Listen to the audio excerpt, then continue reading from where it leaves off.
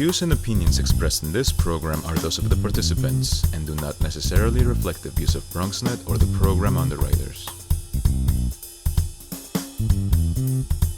Hola everyone, and welcome to Open BxRx Remote, brought to you from my living workspace in holiday spirits, Traoree Executive Suite. I'm Rhina Valentin, your host of Café con Leche every Friday. And today we celebrate my birthday with an entire lineup of Puerto Rican powerhouse women on this special edition of Open BxRx. Here's what's coming up in today's show. Leading things off, we'll speak to actress and author April Hernandez Castillo about her new memoir, Embracing Me, an inspirational story of resilience, forgiveness, and overcoming adversity. After that, we'll sit down with producer, writer, and casting director Elaine Del Valle about her new upcoming drama series, The System, that will air on CBS, and her other projects with HBO and PBS. Then we're joined by Rachel Ray's design buddy, the talented lifestyle expert and interior designer, Evette Rios, who will be making a Coconut Flan. And later on in the show, Bobby C brings us an up-to-date with the latest headlines in the world of sports. And lastly, this week's Open Artist Spotlight features New York-based Puerto Rican singer and activist Taína Asili, who will perform a special piece in honor of my birthday. So sit back y prepárate. All this and more is headed your way, because now we are officially open.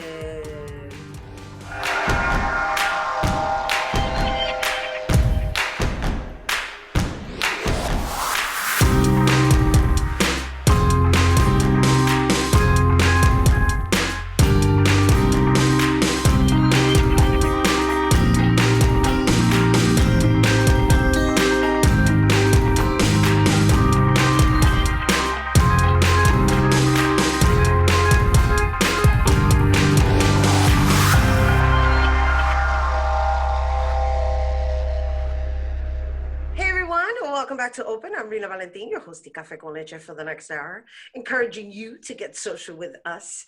Tweet us and follow us on Instagram at BronxNet TV and like us on Facebook at Open BronxNet Television. And of course, while you're there, you can follow moi on Twitter, FB, Instagram, Instastories, and LinkedIn at Rhina Valentin. So, in today's show, as a gift to me and you for my birthday, I thought we would check in with some of my friends in the industry doing amazing things, shifting the paradigm for Latinx voices in their respective fields. And as a Boricua, I especially wanted to honor women from the Puerto Rican diaspora. Our first guest is a Bronx native and an actress best known for her performance as Eva Benitez in the hit film Freedom Riders. Her most recent works include NBC's popular show New Amsterdam, with credits going back to recurring roles in SAG-nominated Dexter, Law and Order, and that's just to name a few. We don't have the time to name them all. And as a speaker, she's graced the stage of TEDx, but while April Hernandez Castillo may be living her dream, she was also secretly dealing with a traumatic past, and now she's telling her story on how she overcame adversity and persevered through life in her new memoir, Embracing Me. Joining us to tell us more, we welcome actress, speaker, author, and my friend, April Hernandez Castillo. Hi! You can hear the crowd roaring. Woo! Hello, doll. Hi, honey. You look fabulous. So do you, baby. We both have red, of course, because we're Puerto Rican. It's the red lipstick that gives it away. Oh, you can't get rid of the red. You can't get rid of the red. Vibrancy. We have to keep that vibrancy alive, right? Yes, and absolutely. And I just want to open up by just acknowledging you for your bravery. Going into that space of just pouring out your heart, I know must have been a scary thing, especially considering the circumstances in which we're living. You're a mom, you're doing the homeschooling and acting and speaking, and now you have a book. Right. Let's talk about it, honey. And not only do you have a book that is pouring your heart out, that is about pouring your heart and just kind of shedding those layers. That I know took a lot of work. Oh, just just a little bit. I mean, A little bit. why not write a book, a memoir during a pandemic? I mean, you really have to be sort of, your marbles up there and your brain have to be sort of loose in order to be like, okay, let me just write in a time where I barely have any time. Right? Think about it. You're like, I'm going to write a book when I have no time because that's the best time, right? It was at the height of the pandemic, and my friend, he's a publisher he's the one who published my book, Impact Publishing, and he published his book. And I remember thinking like, wow, your book looks really great. I wrote my first book, and now I think I want to, originally I was just going to extend, re-edit the first one. But as we started going through my life, there were so many things that were not involved. And my publisher was like, why wouldn't you talk about this or that part? So I talk about freedom writers in a way that I've never spoken about. I talk about, I go into depth of my abuse, my relationship with my mother, which, she passed away 3 years ago. And so I felt like there were things that I had to say during this pandemic. And yes, it was cathartic and it was amazing, but it was just also the word embracing. I felt like with everything that was going on in this world, we need to embrace ourselves now more than ever. And I get it. And you make me laugh because you're like speaking and you're not saying anything. I'm like, well, apparently you have to get the book. That is hilarious. No. I mean, I talk about. I'm joking, honey. I'm joking. Yeah. No, we'll be here forever. But I talk about, especially in the last chapter, it's probably one of the biggest moments of my life where I'm not going to say what happens because I want everyone to go get it. But really, it was a piece to the puzzle of me as a woman that took me over 20 years to fully embrace and not feel ashamed as opposed to maybe even 2 years ago, what I share at the end of the chapter, and I'll call it Forgive Me, Daisy, and I'll leave you with that. That's the last chapter. It really took a lot of standing in my truth and being okay with it. People are going to have their opinion about, because it's a hot topic. And I'll leave it at that. I know you know what I'm talking about. But I do. Right. Yeah.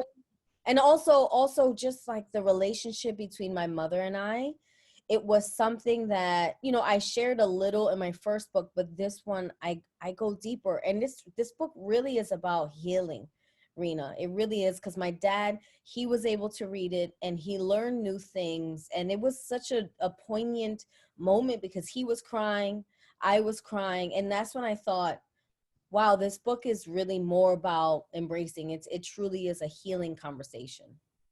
It's a beautiful title. It really is. And it so resonates with me. And I'm sure it's going to resonate with a lot of people because I think we have been forced to really just take that into deep consideration because this particular situation has put us all in this mindset of like, what really matters?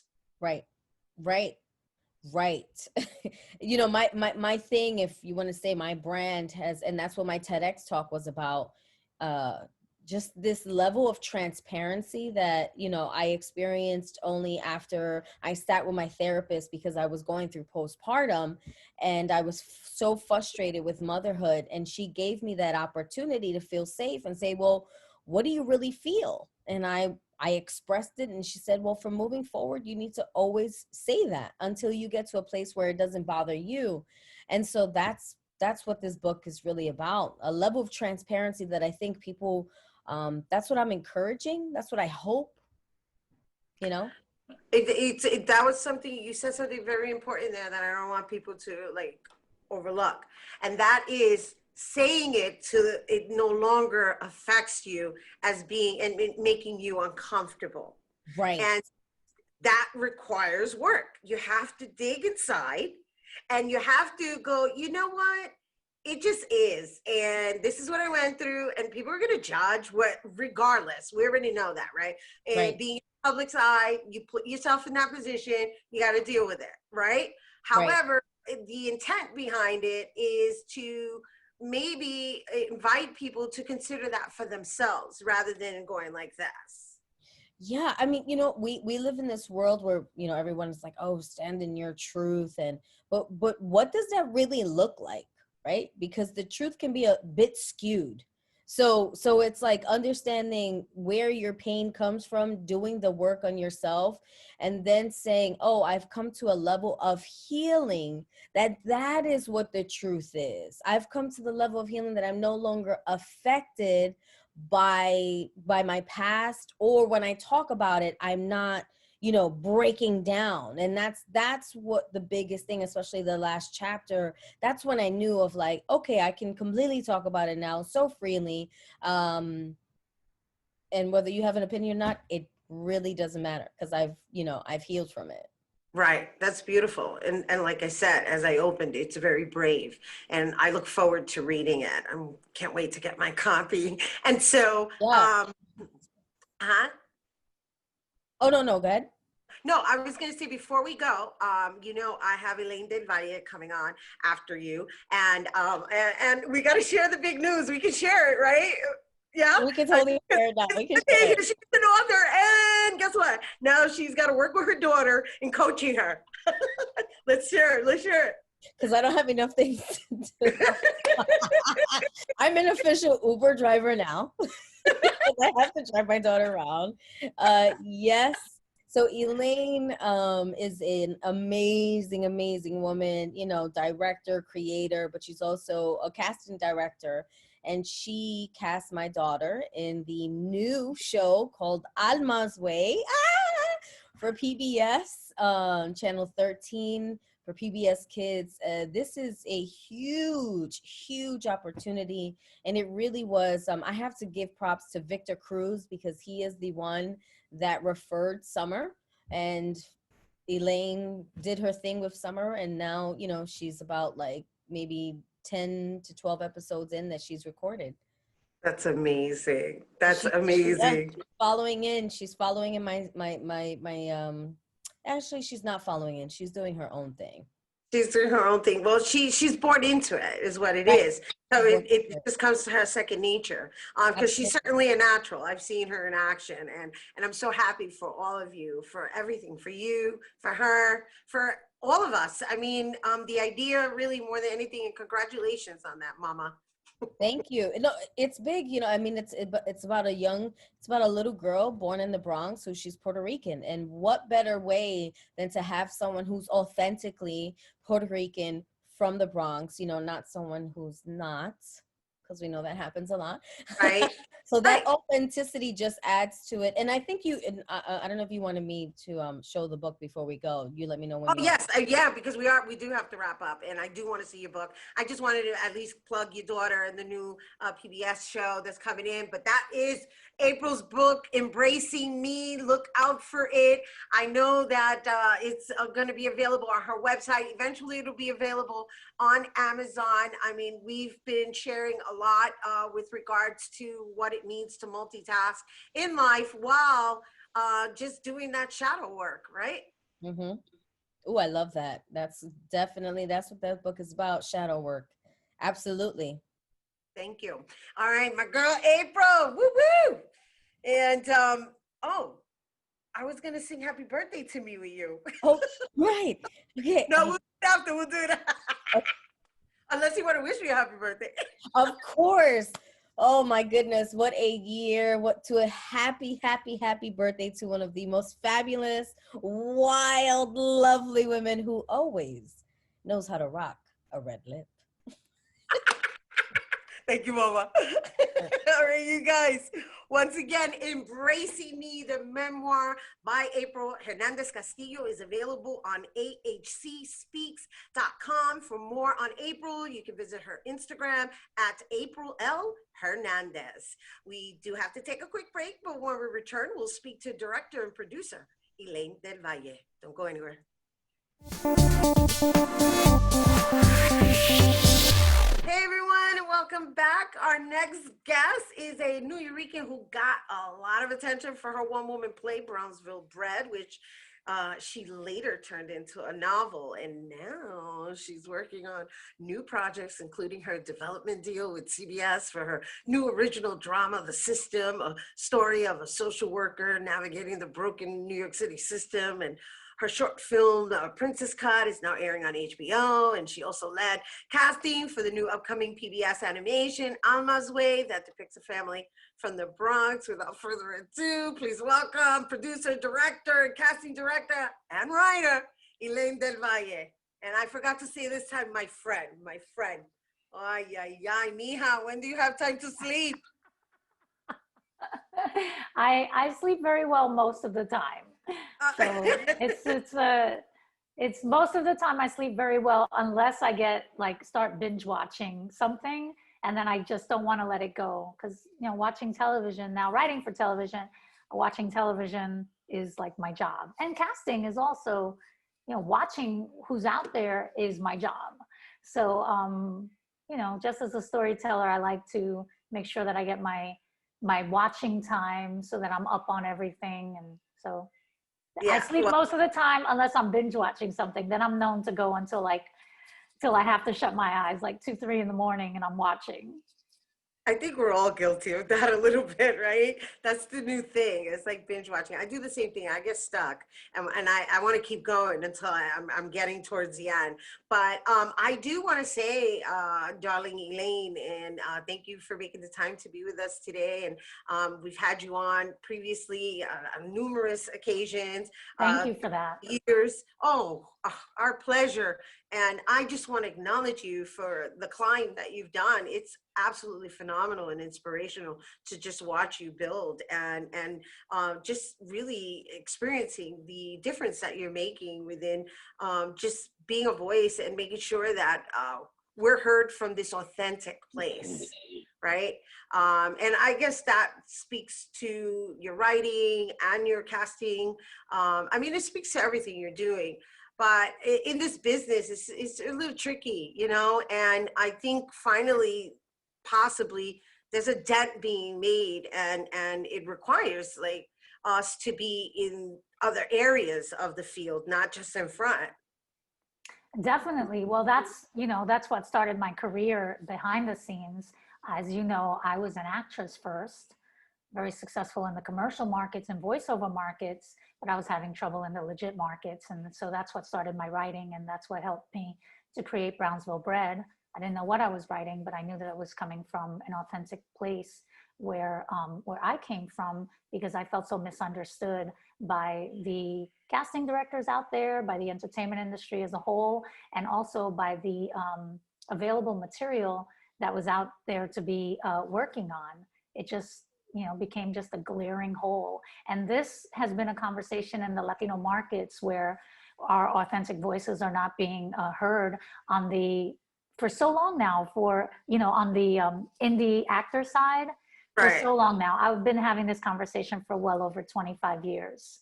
So it is a long time coming, and there's always been the idea that there is movement happening, but definitely now more than ever. And I think it's always now more than ever, right? Right. So, And but the other thing I want to also add on to that is not just the Latino voices, it's the urban Latino voices.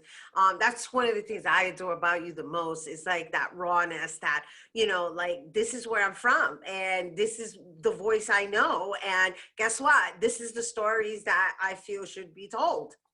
well, it's just the stories that I tell best, right? They always say, like, write what you know, tell the stories that you know best. And this is just what I know best. I feel that maybe because a lot of the stuff comes out of LA normally, or the West Coast, I should say, in general, that there are obviously more Latinos there that are from Mexico, and even though New York is quite the melting pot, definitely LA leans more into that direction. And so a lot of the stuff that was coming off that was representative of the Latino culture, to me, I still did not feel necessarily entrenched in, because that wasn't my experience. my experience is more of a Latina growing up in a Black neighborhood, in an urban neighborhood, in a ghetto. So I do feel like all stories are universal, but I felt that at least of late, in the last couple of years, the stories that are coming out representing Latinos or the Latinx culture seem to drift only in, in one direction. And that still wasn't resonating with me. I mean, I love any great storytelling. So yes, and I love to see Latinos on screen. But for me, in terms of, the stories that I'm going to tell, it's definitely going to be stuff that that I grew up in. Right. In other words, East Coast stories. and just like urban Latino America. I know. So, I mean, and I love that. And I feel like if all over the years, I've met people from all over the world, and the thing that they like most about me or connect most about me is the fact that I'm urban Latina, and I'm just for them, it's like an oddity. So it's not what they're exposed to through their means of entertainment, as far as Latinos are concerned, or at least not as often. And so the fact that it's different enough makes people from all over the world kind of more curious about characters. And really that's what it's about, right? Creating enlightenment so that we can create empathy, and then a universality to our stories that make us all connect to anybody, regardless of where they're from. Exactly. Now, before we go, we got to really quickly just share the story that we're going to be seeing both on PBS and on CBS, right? Because PBS is an animation. I know you did the casting for that, but I love the fact that it's a story about a family from the Bronx. And then there's the CBS development deal that we have coming. And we're running out of time, but I really feel like we need to like share this with our viewers so that they see the kind of moves that you're making that we're talking about. Definitely. So Alma's Way is coming to PBS Kids, and it is by someone that we all know and love, a Latina icon who we all grew up with, Sonia Manzano, who played Maria in Sesame Street for so many years. And it was her brainchild. She's a writer as well, an author as well. And I've been working it since actually January of 2020. So I've been casting this for so many months. And finally, in December, the news broke. This is the name of it. It's called Alma's Way. And it's about a little girl in the Bronx and her family, a little New Yorican girl and her family living in the Bronx with all their multicultural friends, telling beautiful stories that lead to a child's emotional responsibility. And so it's a great way to put the Latino culture out there. It's a great way for me as a casting director to really show all of the amazing talent that we have in New York, and not just Latinos, but yes, a lot of Latinos. Yeah, I'm just so blessed to be a part of it. And I've been working really hard at it, wanting to get the voices right. And, whether it's, a South Indian voice, a Haitian voice, a German voice, Latino voices from New York. It's been an absolute pleasure to be able to deliver these opportunities to a very hungry and very talented group of actors that I know is out there and just waiting for stuff like this to happen. So definitely watch out for that in 2021. PBS Kids, Alma's Way. It's going to be great for everyone involved. Wonderful. That's diversity at its and inclusivity at its finest. And so we're out of time. So what would you like to say? What would you like to say about your new CBS deal in development, so that our viewers can just be on the lookout for that? Yeah. So first, let me just tell you that you want to be on the lookout for Princess Cut first. Right. Princess Cut coming right. to HBO in 2021. My latest short film. I'm so proud of it, and definitely be on the lookout. 2021 HBO Princess Cut. So proud to have directed that. And then CBS. Well, what can I say?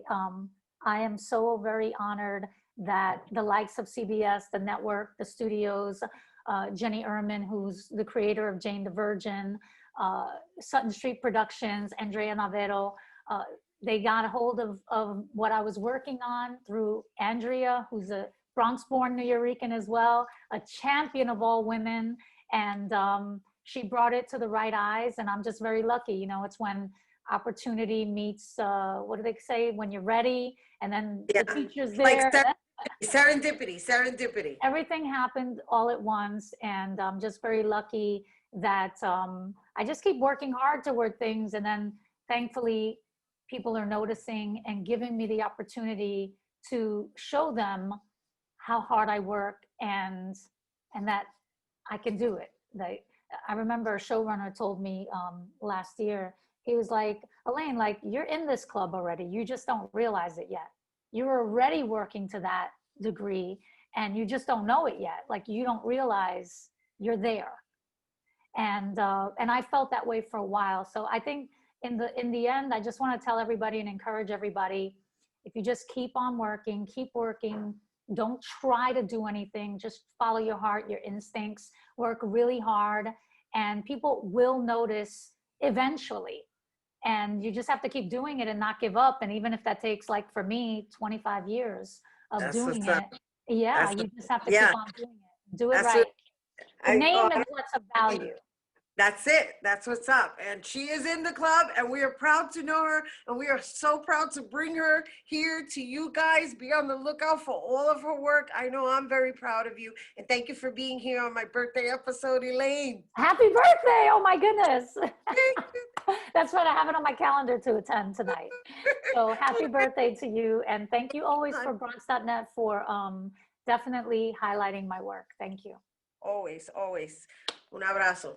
All right, you guys, for more on Elaine and her projects, be sure to follow her on Instagram at Elaine Del Valle Director. We do have to take a quick break, but when we return, we'll make some coconut flan when we return.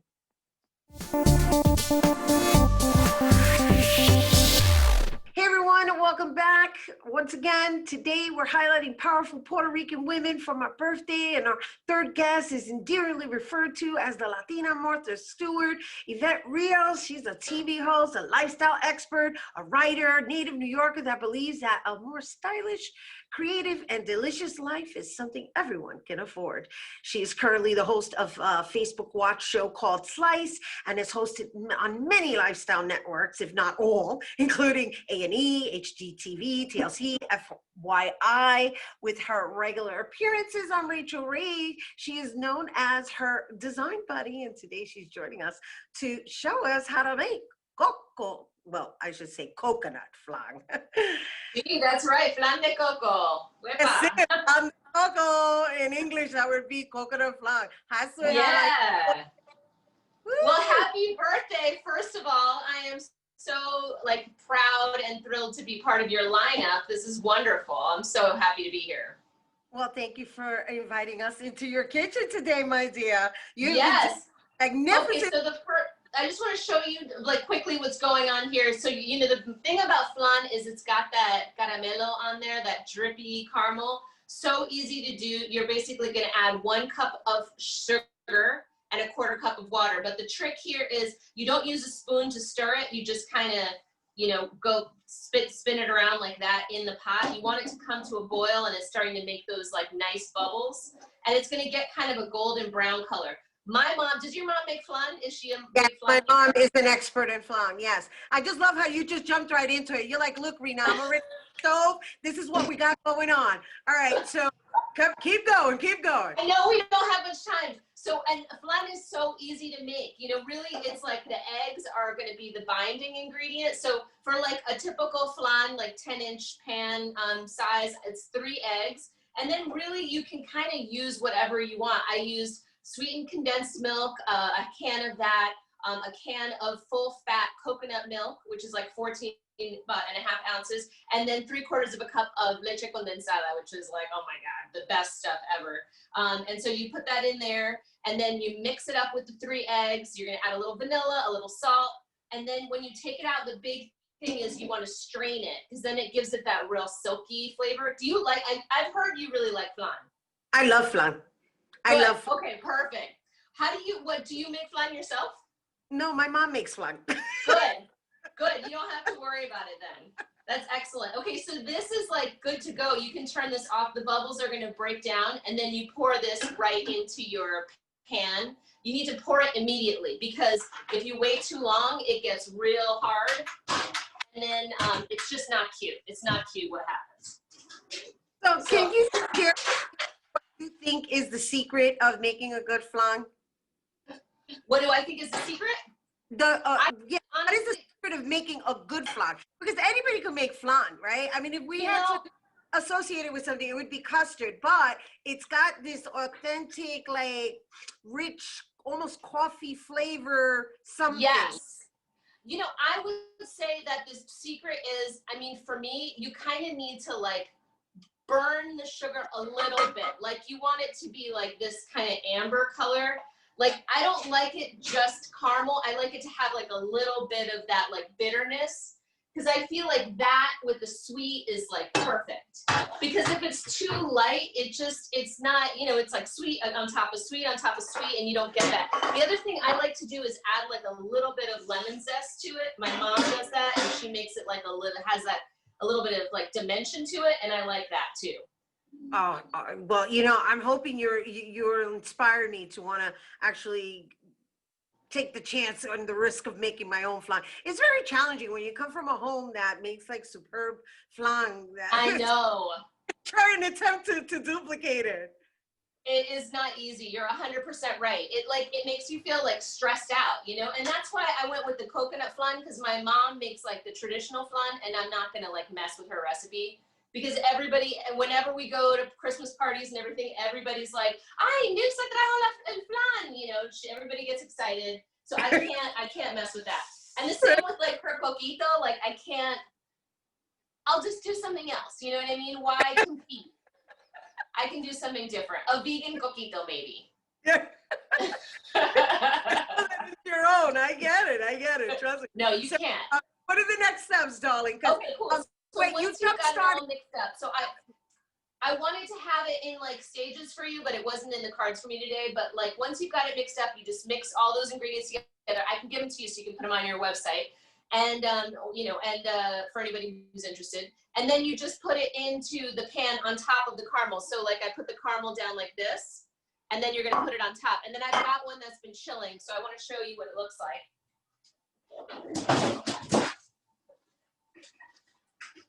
Hopefully it's chilled long enough, right? So, for idea. It's basically like this when it comes out, and it's going to be like a little bit brown on the top, not much, but just a little bit, and that's perfect.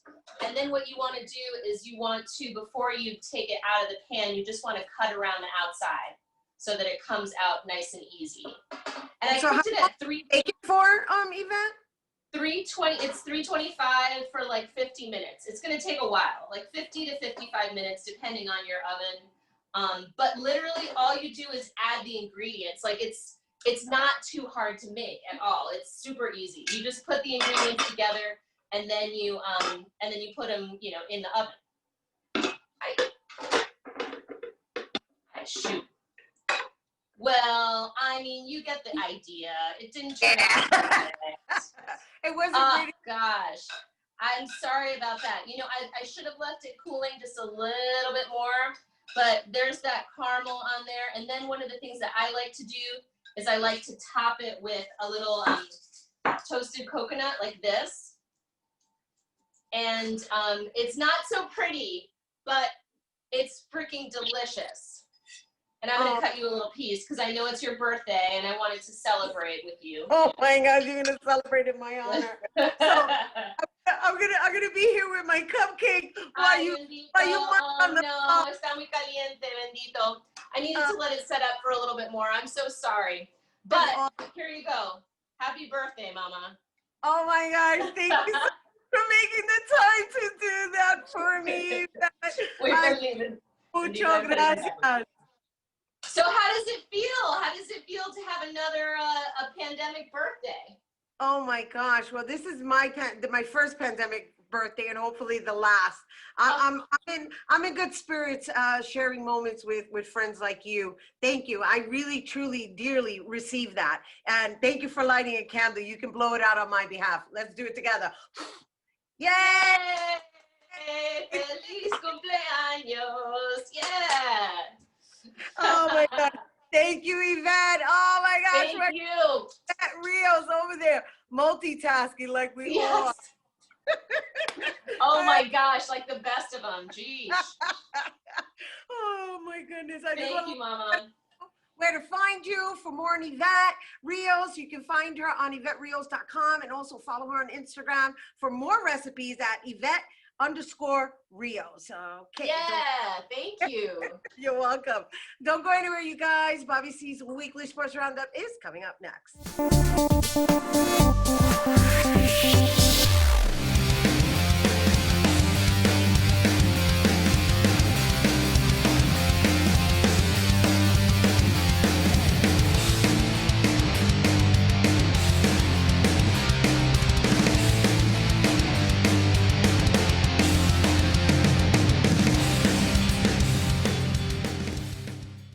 Good morning, sports fans. The minute I get excited about the G-Men, back down to earth they go. Win streak over.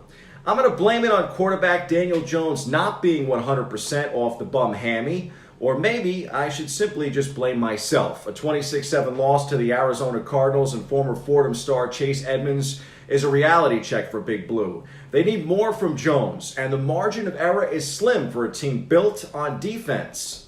Jones fumbled 3 times and was sacked 6 times on Sunday. Wasn't able to run like I normally am, but I felt good during the game, and I'm not sure it hampered too much. I was able to move around in the pocket and do what I needed to do throwing the ball. So I think got to do better with that stuff. The G-Men welcome Cleveland this Sunday night at home. I expect Jones to start again. Hopefully he's back to his mobile self. Kickoff is 8:20 p.m. at MetLife Stadium. Meanwhile, the Jets look extremely battered mentally. They are 0-13 following Sunday's 40-3 loss in Seattle. They had absolutely nothing Sunday on the road. Here's head coach Adam Gase. He says Gang Green wasted opportunities. Obviously we didn't play nearly good enough, especially early when, we had opportunities. They got away from us very quickly.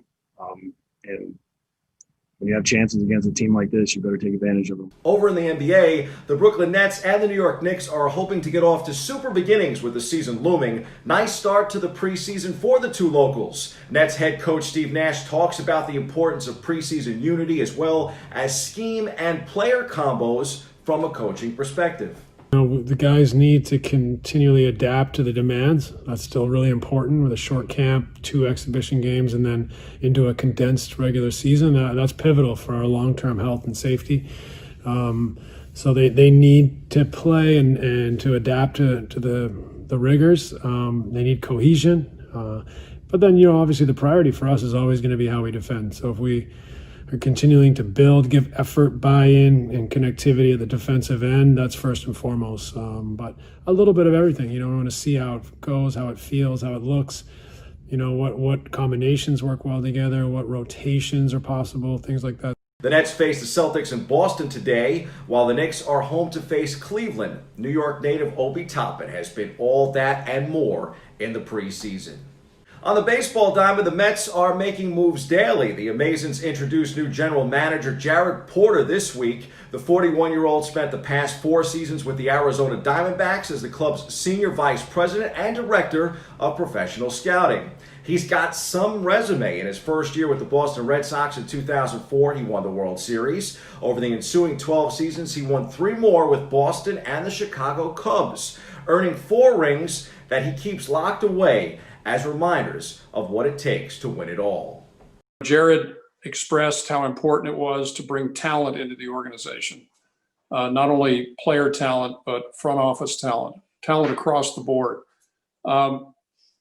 Utilizing that talent in a culture that gets the best out of everyone, not only the players, but the coaches and across the board. Porter is focused on building a team to be reckoned with in the National League East. He says the Mets are looking for the right players to execute. It's really important to create a situation where you're a really hard team to play against. You're hard to you're hard to game plan against in all areas. And over the course of 162 games, a lot comes up. There's ups, there's downs, there's players go into slumps, pitchers get hurt, whatever it might be. And having a setup where it's really hard for teams to prepare against you because you have a good layer of players coming behind them is critical. So I think that's something we can attack right away.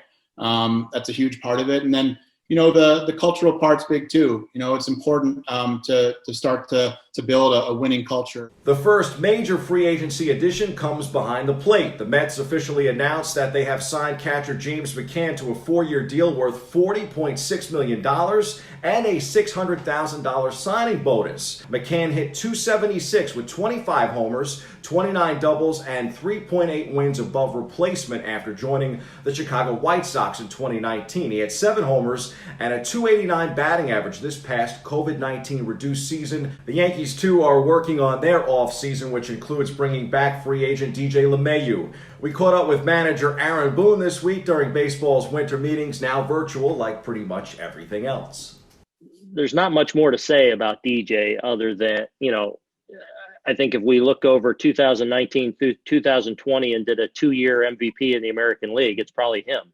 So his play, completely speaks for itself, and then you couple the fact that, he's this really great teammate that's been, despite his quiet reputation, a tremendous leader for us and an influential just person by the way he goes about things. So, I think it's no secret that he is, probably our number one priority to bring back this winter. And I know Cash is, working on that, and hopefully at the end of all this, DJ's a Yankee for a long time. The Bronx Bombers appear on track for a second crack at the Field of Dreams. The 2020 matchup was postponed due to COVID-19. Major League Baseball announces the Field of Dreams game featuring the Chicago White Sox and the Yankees. It is tentatively rescheduled for August 12th, 2021 at the Dyersville, Iowa site that hosted the film of the same name. Really excited for this one. I hope that we get to see that in 2021 with fans at it too. Maybe we will with the advancements that we are seeing in medicine this month. Time for some quick hitters. Speaking of medicine, Hackensack Meriden Health and Cooper University Healthcare in Camden, New Jersey gave out the first doses of the COVID-19 vaccine Tuesday morning. NFL Hall of Famer and former New York Giant Harry Carson was on hand. The Hall of Fame linebacker used to chase opponents down on the gridiron. Now he's helping our local communities chase down a cure for COVID-19. Really excited to see that too. COVID-19 is certainly making scheduling difficult for college basketball. Locally, the Fordham men's basketball team has yet to play a game this season. Saturday's home and season opener is Knicks. The Rams have had the first 5 games of the season canceled due to the virus. The Fordham women's team has only played 2 games to date, too. Manhattan men's basketball will welcome Marist Saturday and Sunday to Riverdale. The Jaspers are 1-1 to start the season on the men's side. The women's program is 2-1 and will welcome Quinnipiac for back-to-back today and tomorrow.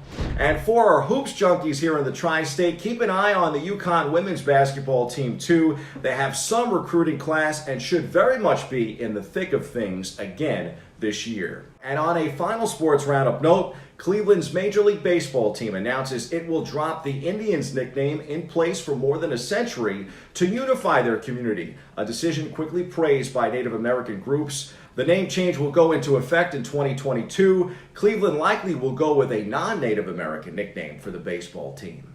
Those are the headlines. We hit the C-list for what I am most excited to see this winter from the NBA hardwood.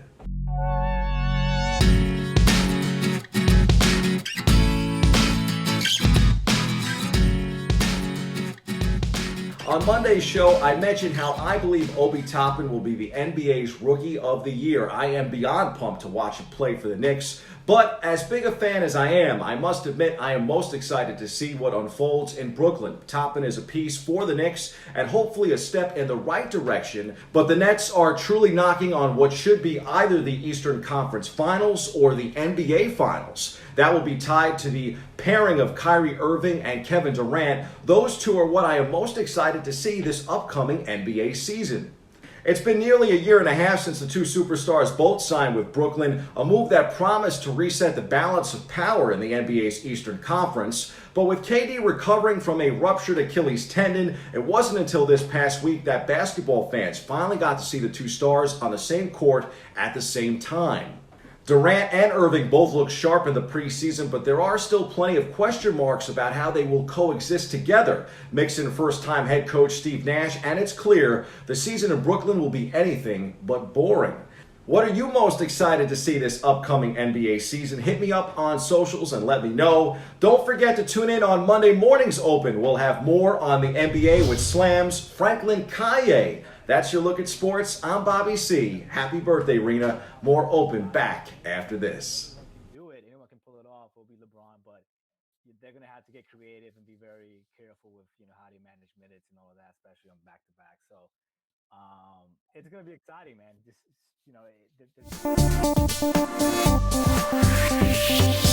Hey everyone, welcome back.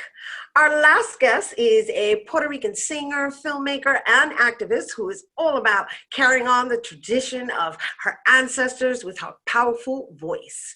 Her music is inspired by social movements for racial, gender, climate, and food justice, and has been praised by the likes of Rolling Stone, Billboard, NPR, Pace, and Latina Magazine. She's a powerhouse, and we had her on the show in the beginning of the year, in studio, that is, and she awed me so that we just had to bring her back for my birthday. Please welcome Taína Asili.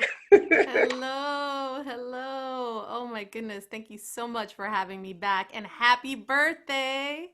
Thank Yay. you. Thank you. Can you believe from the time that we had you in studio, everything that we've been going through and enduring? A year. Wow. What a year it has been. It really has been. And it's such a full circle moment to be back here with you and celebrating your life together on this day. It's just, there has been a lot of death, a lot of suffering, transitioning, we'll call it transitioning. Mm-hmm, right? mm-hmm. And I love that you said we're coming full circle, because we opened up the year and we're closing out the year with you. And I, one of the things I adore about you and admire about you is your language, right?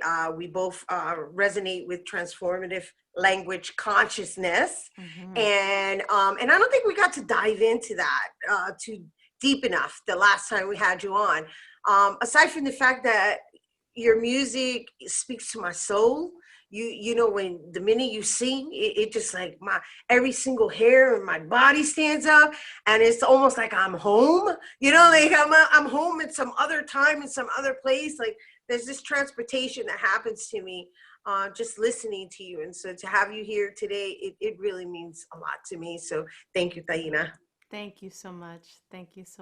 Yes, the power of the word, right? Like the power of the word to transform ourselves, to transform our world, to evoke, to uplift.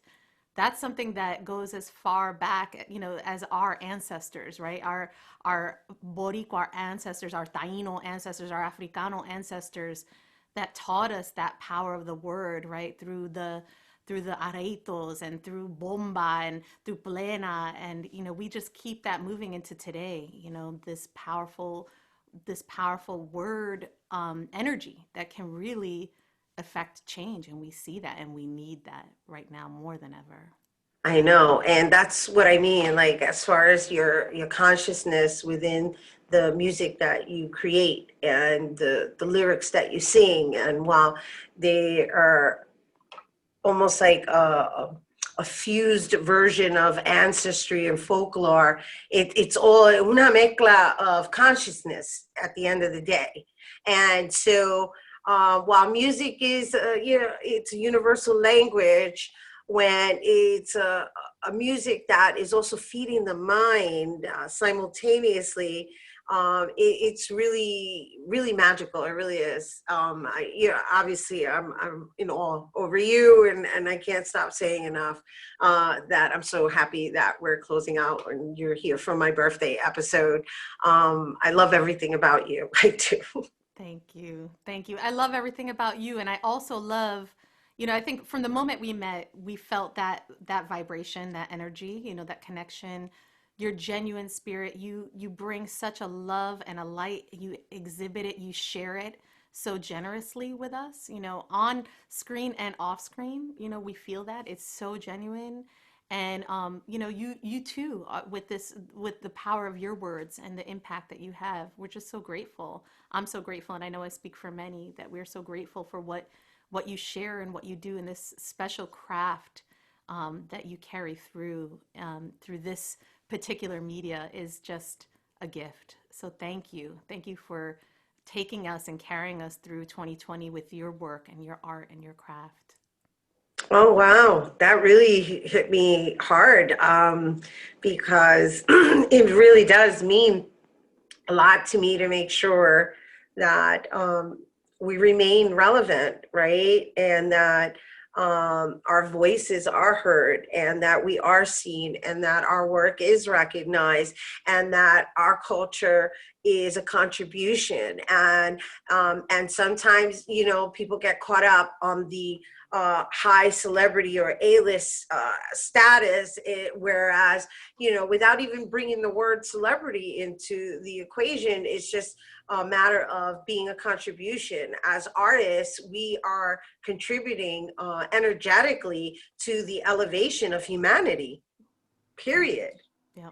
And so as far as I'm concerned, my role is to make sure that everyone sees it. Absolutely. And be part of it too, because yo soy artista también. Yes. And we as artists, especially us as grassroots artists, right? Artists that are speaking truth to power. And sometimes there aren't always avenues for us to be able to share that work with the world. Not everybody's ready for it. Not everybody's here for it. But to have an avenue to be able to share that work and share that message. We see now more than ever in 2020 as things are being uncovered in a way that they've never been uncovered before. The injustices of this world, the inequities of this world being uncovered in a way that they've never been uncovered before. We need the arts to use that vibration, that powerful vibration that comes through the word, but there's also messages in the music. Every instrument in my work is speaking a story, is shifting, it's changing. It has a physiological effect on us. It has an emotional effect on us. When I say vibration, I mean it literally, right? I know. Trust me. You preach it to the choir, honey. I mean, I hope they get it. They get it. Everything matters. What you think matters. What you say matters. What you do matters. What the sound, the vibration, the music that she's referencing. And at this point, based on what you just shared, before we go, I want to just share with everybody that I hope this conversation has sparked some kind of interest in digging a little deeper, because if there's anything that we've all learned from this year is to really look deeper and just on the flip side of all of the stuff we've had to endure, this year has presented a lot of clarity, and that's the blessing of what we've experienced in the year 2020. I told you I've been calling the year 2020 the year of clarity. Yes. And with that clarity, right, we see the pain and we can feel the pain, right? We don't want to numb it anymore. We want to feel it. But also, and this is something that I think you do so well, Rhina, is it's also about, we can also hold joy in that, right? We can also celebrate, as our ancestors always have, celebrate our existence. Our very breath of life is a powerful form of resistance, right? Every word that you speak, every word that I sing, this is a powerful form of resistance. We also need to celebrate how far we've come and how far we're going to go, and continue to envision that in this powerful celebration of joy, right? Which is numbing, it's joy. Joy, thank you. Thank you for bringing it here. Thank you for reflecting it on me. Thank you for being here to celebrate my birthday with me. And as you said, in this celebration of life and existence. Ashe. Ashe. Taína, everyone. Oh my gosh. All right, you guys, we have to take a quick break, but when we return, Taína's going to perform La Alegría for us, so don't go anywhere. Hey, welcome back. Here now to perform La Alegría. Please welcome Taína Asili. What's up, BronxNet? My name is Taína Asili, and I'm so happy to be here with you all today to celebrate the birthday of Rhina Valentin. Rhina, this song is going out to you and all of those who powerfully and proudly reclaim our joy. En cada época vemos que suceden cosas malas, el odio y las balas, pero siempre venceremos. Incluso si caemos, caminaremos un balón. Ay, ten cuidado, pensador, no tengas desesperación.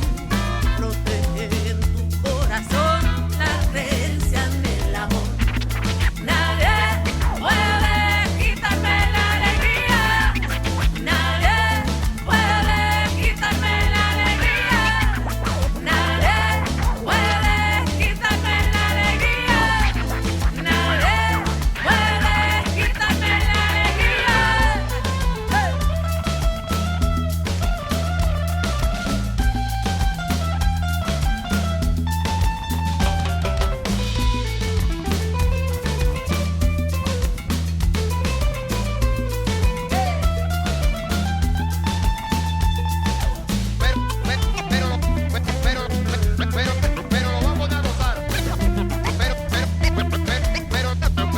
Pero lo vamos a gozar. Pero lo vamos a gozar. Pero lo vamos a gozar. Pero lo vamos a gozar. El miedo se manifiesta en completa oscuridad y amenaza tu verdad si es que tú lo alimentas. Céntrate en la belleza de unidad y conexión, porque es una bendición vivir esta dulce vida. Tenemos arte y risa para sanar nuestra aflicción. Nadie puede quitarme la alegría. Nadie puede quitarme la alegría. Nadie puede quitarme la alegría. Nadie puede quitarme la alegría. Nadie puede quitarme la alegría. Nadie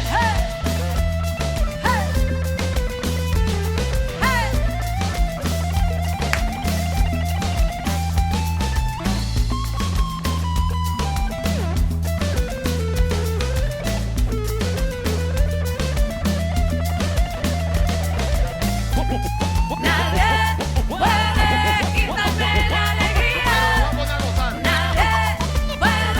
quitarme la alegría. Nadie puede quitarme la alegría. Nadie puede quitarme la alegría.